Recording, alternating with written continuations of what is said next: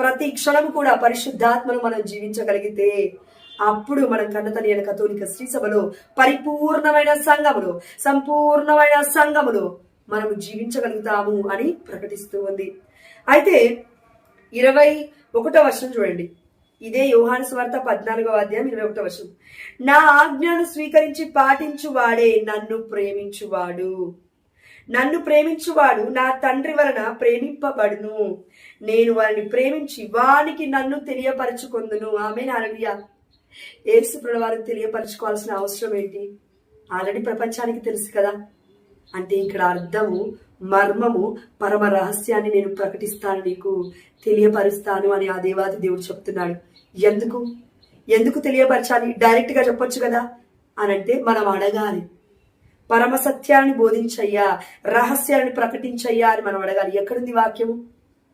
ఇర్మియా గ్రంథం 33వ అధ్యాయం 3వ వచనములో, ఇదిగో నీవు నన్ను పిలుతువేని, ఈ లోకానికి తెలియని మహాసత్యములను, మహత్కార్యములను, అద్భుతమైన విషయముల గురించి నేను నీకు తెలియజేస్తాను ప్రియమైన బిడ్డ అని ఆ దేవాది దేవుడు మనతో పలికి ఉన్నాడు. కాబట్టి అడిగితే పొందుకుంటావు అని అర్థం. నీవు నన్ను పిలిస్తే నేను నీకు జవాబిస్తాను. ఎంత గొప్ప జవాబు అంటే ఈ ప్రపంచానికి అర్థం కాని వాక్య వివరణ పరిశుద్ధాత్మ దేవుడి ప్రభావము ద్వారా మనం అర్థం చేసుకుంటాము అని అర్థం అండి. కాబట్టి ఇంకొన్ని వర్షాలు మనం ధ్యానిద్దాం. యోహాను సువార్త 14వ అధ్యాయము 25వ వచనం చూడండి.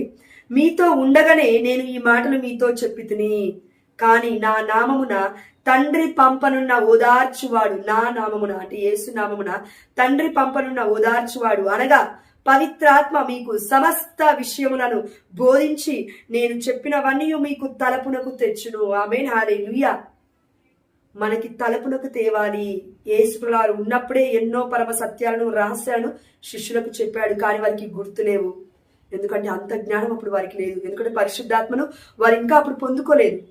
కాబట్టి పెంతెకోస్తు పండుగ దాటిన తర్వాత, పవిత్రాత్మ రాకడ అయిపోయిన తర్వాత పేతురు ఇదిగో ప్రసంగిస్తూ ఉన్నాడు. అనేక మంది జనాలు వింటూ ఉన్నారు. అంటే దానికి అర్థం ఏంటంటే దేవుడి యొక్క ఆజ్ఞకు మనం లోబడాలి, దేవుడి అధికారానికి మనం లోబడాలి. ఏ అధికారం? మత్తయి సువార్త 16వ అధ్యాయం 16-18 వచనాలు. ఇదిగో పేతురు, ఇదిగో నీవు కేఫా అనబడతావు. అయితే ఈ రాతి పైన నేను నా సంఘాన్ని నిర్మిస్తాను, క్రీస్తు సంఘాన్ని. దీన్ని నరక శక్తులు జయింపజాలవు అని. అయితే ఇదిగో పేతురు, ఈ లోకంలో నువ్వు దేన్ని బంధిస్తావో అది పరలోక రాజ్యంలో బంధింపబడుతుందని, దేన్ని విప్పుతావో అది పరలోక రాజ్యంలో విప్పబడుతుందని ఆ దేవాతి దేవుడు యేసు ప్రభువు వారి పేతురికి అధికారాన్ని ఇస్తూ ఉన్నాడు. ఇదిగో కథోలిక శ్రీ సభ యొక్క తాళపు చెవులను పేతురికి ఇచ్చినాడు అధికారాన్ని. అంటే పోపుగా నిలబెట్టి ఉన్నాడు అని అర్థము. మనమందరం కూడా ఎందుకు మనకి పరమ సత్యాలు, పరమ రహస్యాలు అర్థం కావట్లేవు, ఎందుకు కొంతమందికి అర్థం అవుతున్నాయి కథోలిక శ్రీ సభలో అంటే దేవుడి మాటకు లోబడి, కట్టుబడి, యాజకుల అధికారానికి లోబడి, పోపు యొక్క అధికారానికి లోబడి మనం జీవిస్తున్నాము, విధేయత కలిగి జీవిస్తున్నాము. కాబట్టి విధేయతకు మించిన వివేకం ఇక ఏమీ కూడా లేదు ఈ ప్రపంచంలో. విధేయత చూపిస్తే ఆటోమేటిక్ గా ఆ దేవాతి దేవుడు ముగ్ధుడైపోయి మనకి అన్ని విషయాలు ప్రకటిస్తాడండి, పరిశుద్ధాత్మ దేవుడి యొక్క అనుభూతి ద్వారా. కాబట్టి దయచేసి వాక్యాన్ని అర్థం చేసుకున్నాం ఇప్పటి వరకు కూడా. కానీ ఆ దేవాది దేవుడు ఏమంటున్నాడంటే కొన్ని విషయాలలో శిష్యులు వచ్చి ఇలా అంటూ ఉన్నారు, అయ్యా ఇప్పుడు నీవు పునరుత్థానుడైన యేసు ప్రభువుని చూసి అంటూ ఉన్నారు శిష్యులు, ఇప్పుడు మీరు మాకు రాజ్యాన్ని పునరుద్ధరించదరా అని అడగగానే అపోస్తల కార్యంలో 1వ అధ్యాయం 6-7 వర్షాలు మనం చూస్తూ ఉన్నాము. అనగానే యేసు ప్రభువు అంటున్నారు, కాలములు సమయములు ఎంచుట మీ వంతు కాదు, అది తండ్రి దేవుడి యొక్క పని. మీకెందుకు ఆ పని? మీకెందుకు ఆ శ్రమ? మీకెందుకు ఆ ఆలోచన? ఎక్కడ ఆలోచించాలో అక్కడ ఆలోచించండి. ఏ విషయాలందు అవగాహన కలిగి జీవించాలో ఆ విషయాలందు అవగాహన కలిగి జీవించండి. తండ్రి, కుమార, పరిశుద్ధాత్మ ముగ్గురు వేరువేరా ఒక్కరా అనే విషయాన్ని తెలుసుకోకుండా, జ్ఞానము లేకుండా, అర్థం కాకుండా ఉండడం కంటే దేవుడిచ్చిన ఆజ్ఞలు 2 ఆజ్ఞలు, ఇవి పాటించండి అని దేవుడు చెప్తున్నాడు. అందుకే అంటున్నారు, మీరు నా ఆజ్ఞలు పాటించినచో నేను తండ్రిని ప్రార్థించును, ఆ తండ్రి మీకు మరొక ఆదరణకర్తను అనుగ్రహిస్తాడు అని. ఆమేన్. హల్లెలూయా. మన యొక్క తెలివి, మన యొక్క జ్ఞానము ఇసుకమంతది. ఆ దేవాతి దేవుడి యొక్క జ్ఞానము అతి అద్భుతమైనది. మనకి ఈ విషయాలు అర్థం కావాలంటే కొన్ని ఎగ్జాంపుల్స్ మనం ఇప్పుడు మాట్లాడుకుందాం. ఉదాహరణ అదేంటంటే అండి, ఇప్పుడు మానవులుగా మనం ఉన్నాం. మనకి కుక్కల గురించి తెలుసు, నక్కల గురించి తెలుసు, లేదంటే తోడేళ్ల గురించి తెలుసు, లేదంటే పిల్లుల గురించి తెలుసు, అదేవిధంగా ఎలుకల గురించి తెలుసు, మన జీవిత యానంలో పక్షుల గురించి తెలుసు. ప్రపంచంలో ఎన్నో ఉన్నాయి, సూక్ష్మ జీవులు కానించి పెద్ద జీవుల వరకు, ఏనుగు వరకు కూడా, ఒంటెలైనా ఇంకేమైనా జంతువులు అన్ని అన్ని ప్రతిది కూడా, వృక్షాల గురించి తెలుసు, అన్నిటి గురించి మనకు తెలుసు. కానీ అన్నిటి మీద అవగాహన ఉండదు. అవునా అండి? దాని పేరేంటో మనకు తెలుస్తుంది కానీ దాని యొక్క పుట్టువోత్వరములు, అంటే ఎక్కడి నుంచి పుట్టింది, ఎప్పటి నుంచి వచ్చింది, ఏ సంవత్సరం నుంచి ఉంది అనే విషయాలు మనకు తెలియదు. ఫర్ ఎగ్జాంపుల్ తాబేలు ఉందండి. తాబేలు ఎలా పుట్టింది ఏంటి ఇవన్నీ మనకు తెలియదు. దేవుడు పుట్టించాడు, ఆది కాలంలో మనం చూసాము. దానికి పేరు కూడా ఇదిగో మన ఆదామే పెట్టాడంట పేరు. దేవుడు తీసుకొచ్చి ఆదాంతో చెప్తున్నాడు వీటికి పేర్లు పెట్టు అని. అంటే అన్నిటి మీద, ఈ ప్రపంచం మీద, ప్రతి ప్రాణి మీద అధికారాన్ని ఆ దేవాది దేవుడు మానవుడికి ఇచ్చాడు. అయితే ఇప్పుడు ఈ మానవుడు ఏం చేస్తున్నాడంటే తన కిందున్న వాటి గురించి ఆలోచించాలి, అంతేగాని పైనున్న దేవుణ్ణి అర్థం చేసుకోవాలి, నేను దేవుడు అంతటి వాణ్ణి అవ్వాలి అని అనుకోకూడదు. ఎందుకంటే ఇది మానవ బుద్ధి, ఇది మనిషి ఆలోచన. మానవుడు చాలా చిన్నవాడు దేవుడి ముందు. అయినప్పటికీ ఆ దేవాది దేవుడు ఎంతో ప్రేమించి ఈ లోకాన్ని, ఈ మానవుణ్ణి, తన ఏకైక కుమారుని ఈ లోకానికి పంపించాడు. కానీ ఇప్పుడు ఆ దేవాది దేవుణ్ణి ప్రశ్నిస్తూ ఉన్నారు, ప్రశ్నిస్తూ పిచ్చివాళ్ళు అయిపోతూ ఉన్నారు చాలా మంది బిడ్డలు. ఎందుకంటే నా జ్ఞానము చాలా చాలా అతి సూక్ష్మమైనది. సముద్రంలో ఇసుక రేణువు ఏ విధంగా ఉంటుందో అందులో 0.000% వంటిది. అలాంటిది సముద్రాన్ని చేసిన దేవుణ్ణి, సృష్టిని చేసిన దేవుణ్ణి, ఈ యొక్క ముల్లోకాలకి అధిపతి అయిన ఆ దేవాతి దేవుణ్ణి, త్రికాల స్థితుల్ని మనం అర్థం చేసుకోవాలి అనంటే ఈ సృష్టిలో ఉన్న వాటి గురించి అర్థం చేసుకోవడానికే సైంటిస్టులు మొత్తం కింద మీద పడుతూ ఉన్నారు అర్థం కాక. ఇన్ని వేల సంవత్సరాలు అయినప్పటికీ సృష్టించబడి. కానీ ఆ దేవాతి దేవుని ఎలా అర్థం చేసుకుంటావు? మరి చేసుకోలేవు కదా, అది అసాధ్యం కదా. ఈ లోకంలో అన్ని పనులు దేవుడికి సాధ్యమే. ఆ దేవాతి దేవుని అర్థం చేసుకోవడం కూడా దేవుడి ఇష్టమైతే సాధ్యమే నీకు నాకు. కానీ దేవుడికి ఇష్టం లేకుండా నువ్వేమీ చేయలేవు, దేవుడి చిత్తము లేకుండా నేను ఏమీ చేయలేవు. కాబట్టి కొంతమంది వ్యక్తుల ద్వారా మాత్రమే దేవుడు జ్ఞానం ఇచ్చి మాట్లాడిపింపజేసుకుంటాడు. అంతేకాని తండ్రి కుమార పరిశుద్ధాత్మ ముగ్గురు ఒక్కరేనా ముగ్గురేనా అనే ఒక ప్రశ్న పరిశుద్ధాత్మ దేవుడు నీకు నాకు ఇదిగో పరిచయం చేస్తే తప్ప, ప్రకటిస్తే తప్ప అర్థం కాదు ప్రియమైన బిడ్డ. అందుకే మన కన్నతనైన కథోలిక శ్రీ సభ ఏమంటుందంటే ముగ్గురు వేరు అయినప్పటికీ ఒకే స్వభావం కలిగిన వ్యక్తి, మనస్తత్వం కలిగిన వారు అని ప్రకటిస్తూ ఉంది. అయితే ఇంకో ఎగ్జాంపుల్ అండి, ఈ ప్రపంచాన్ని మొత్తము సృష్టించిన మన దేవుడు, ఈ సృష్టిని అంతటిని చేసిన మన దేవుణ్ణి, ఆ సృష్టికర్తను అర్థం చేసుకోవాలని నేను ప్రయత్నిస్తే అవ్వదు. సృష్టి మనకి అర్థం కావట్లేదు, సృష్టిని చేసిన దేవుడు ఎలా అర్థమవుతాడండి? తప్పది. దేవుని అందుకోవాలని చూడకు, దేవుని ప్రేమించాలని, దేవుని ఆరాధించాలని అని ఆలోచించు. లూసిఫర్ లాగా దేవుడంతటి వాడిని నేను అవ్వాలని ఆలోచించకు. ఆదాము ఏవలాగా ఆ పండుని తిని దేవుడికి అవిధేయతని చూపించి ఇదిగో నేను దేవుడంతటి వాడిని అవ్వాలి అని ఆలోచించకు. అనగారిపోతాము, అదృశ్యమైపోతాము. కాబట్టి మనం ఎక్కడి వరకు ఆలోచించాలో అక్కడి వరకే ఆలోచించాలి. అయితే ఆ దేవాది దేవుడు ఇంకొక ఎగ్జాంపుల్ కూడా చెప్తున్నాడు. అదేంటంటే ఫర్ ఎగ్జాంపుల్ అమ్మ గర్భంలో మనం ఉన్నప్పుడు 9 నెలలు ఎలా రూపొందింపబడ్డామో మనకి తెలియదు, మనం చూడలేదు. ఈవెన్ డాక్టర్స్ కి కూడా బిడ్డ పుట్టేంత వరకు హార్ట్లో గుండెలో హోలుంది అనే విషయం తెలీదు. పుట్టిన తర్వాత చెప్తారు, అయ్యో నీ కుమారుడికి నీ కుమార్తెకి పసికందుకి మరి గుండెలో రంధ్రం ఉందని చెప్తారు. మొదటి నెలలో చెప్పరు, గర్భంలో బిడ్డ ఉన్నప్పుడు చెప్పరు, 2వ నెలలో కనబడదు, 3వ నెలలో కనబడదు, 4వ నెలలో కనబడదు, 5-6 నెలలు దాటిన తర్వాతే వారికి అర్థమవుతుందంట. డాక్టర్స్ కి కూడా, వైద్యులకే కొన్ని విషయాలు అర్థం కావట్లేదే. పరమ వైద్యుడైన ఆ తండ్రి దేవుడి గురించి అర్థం చేసుకోవాలంటే అది సీదా సాధారణమైన పని అనుకుంటున్నారా? It's beyond our thoughts. మన ఆలోచనకి అతీతమైనది దేవుని శక్తి. అర్థం అవ్వదు. కాబట్టి ఎంతో కొంత మనం అర్థం చేసుకోవడానికి ప్రయత్నిస్తున్నాం పరిశుద్ధాత్మ దేవుడి యొక్క కృప వల్ల. ఈ యొక్క అశాశ్వతమైన జీవితం కోసం ప్రయాస పడకుండా శాశ్వతమైన పరలోక రాజ్యం కోసం మనం ప్రయాస పడుతూ జీవిస్తే పరలోక రాజ్యముడికి వెళ్ళిన తర్వాత మనకు అర్థమవుతుంది అప్పుడు ఈ కళ్ళు కాదు, ఆధ్యాత్మికమైన కనులతో మనం చూస్తాము. ఈ దేహముతో కాదు, మహిమ కలిగిన దేహముతో, శరీరముతో మనం దేవుడి యొక్క సన్నిధిలోకి వెళ్తాము. కాబట్టి అప్పుడు చూస్తాము. ఆమేన్, హల్లెలూయా. చూద్దుము గాక. ఆమేన్, హల్లెలూయా. పరలోక రాజ్యంలో మనం అడుగు పెట్టాలి అంటే పరమ పవిత్రమైన ఆ దేవుడి మోక్ష పదం నుండి వచ్చిన జ్ఞానమును, మహిమను, ఆ దేవాతి దేవుడైన యేసుప్రభువు వారి యొక్క ప్రేమను మనం అనుభవించగలిగితే ఆ దేవాతి దేవుడు మురిసిపోతాడు. అంతేకాని దేవుడు ఉన్నాడా, లేడా, కాలాలు ఎందుకు ఇలా ఉన్నాయి, సమయాలు ఎందుకు ఇలా ఉన్నాయి, అసలు ఉన్నాడా, ఈ ఆలోచన పిచ్చి వారిని చేస్తుంది మనల్ని.